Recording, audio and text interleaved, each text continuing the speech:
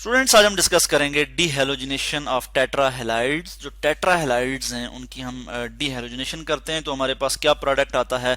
और टेट्राहेलाइड मैं यहाँ पे आपको शो कर लेता हूँ। जैसे ये है हमारे पास टेट्राहेलाइड है, यानी अगर मैं इसकी नेमिंग करूँ तो पोजीशन 1 पे भी दो ब्रोमाइड हैं और पोजीशन 2 पे भी। तो मैं इसको इस तरह से लिख सकता हूँ 1 1, बल्कि मैं यहाँ लिख लेता हूँ।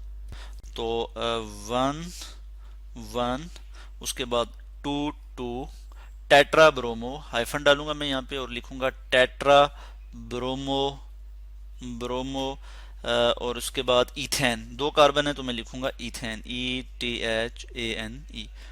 1 1 2 2 टेट्रा ब्रोमो इथेन, ये हमारे पास क्या है, टेट्रा हेलाइड है। ठीक है, इसकी हम क्या करने जा रहे हैं, डीहेलोजिनेशन। तो ये डीहेलोजिनेशन किस तरह से होगी कि हम यहाँ पे जिंक यूज करेंगे। हम क्या करेंगे जी, जिंक यूज करेंगे in the presence of alcohol और हम इसको हीट करेंगे। मैं यहाँ इस तरह से लिख लूंगा कि अल्कोहल हम यूज करेंगे AlCOHOL, अल्कोहल की मौजूदगी में ये रिएक्शन होगा और हम इसको क्या करेंगे जी, हीट करेंगे। और इसके लिए मैं ये साइन इस तरह से शो कर लूंगा। और जिंक की मौजूदगी में हम करेंगे तो ये जिंक के पास 2 इलेक्ट्रॉन है, 2 इलेक्ट्रॉन जो है ये दे सकता है। ठीक है, जिंक मेटल है और मेटल की ये खसूसियत है कि मेटल इलेक्ट्रॉन डोनर होते हैं, इलेक्ट्रॉन देते हैं।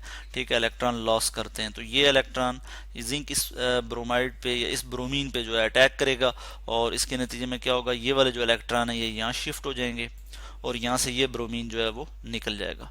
और हमारे पास प्रोडक्ट क्या आ जाएगा, हमारे पास जो प्रोडक्ट आएगा मैं आपको शो कर लेता हूँ।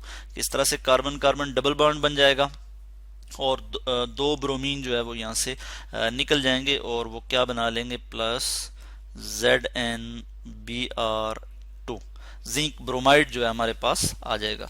उसके बाद हम देखते हैं कि अब मजीद हमारे पास क्या हो जाएगा कि, बल्कि इस चीज़ को मैं इस तरह से शो कर लेता हूँ कि यहाँ पे जिस तरह से हमने यहाँ पे दिखाया कि ये ब्रोमीन यहाँ से निकल गया है, इसको इस कलर से शो कर लेते हैं कि हमारे पास एक ब्रोमीन अब ये रह गया है और एक ब्रोमीन यहाँ पे इधर अटैच है।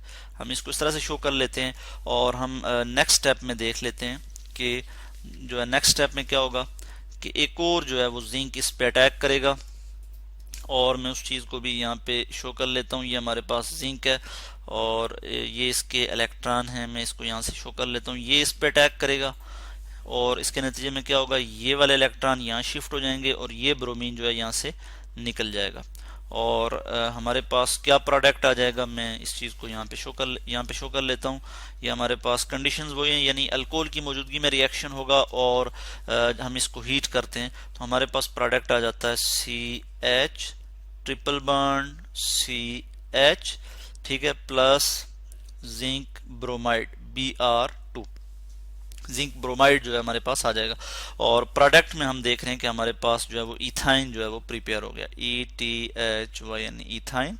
ठीक है, तो इस तरह से हमने देखा कि डीहेलोजिनेशन ऑफ टेट्राहेलाइड जब हम करते हैं तो हमारे पास क्या प्रोडक्ट आता है, फाइनल प्रोडक्ट हमने देखा हमारे पास इथाइन जो है वो प्रिपेयर हो जाते हैं। तो इस तरह से हम जो है वो अल्काइन की अगर हम प्रिपरेशन करें तो हम क्या कर सकते हैं कि हम टेट्राहेलाइड की डीहेलोजिनेशन कर सकते हैं, उसमें से हेलोजन रिमूव करेंगे तो हमारे पास अल्काइन की प्रिपरेशन हो जाएगी। इस केस में हमने 1 1 2 2 टेट्रा ब्रोमो इथेन की जब हमने डीहेलोजिनेशन की तो फाइनल प्रोडक्ट हमारे पास इथाइन आ गया।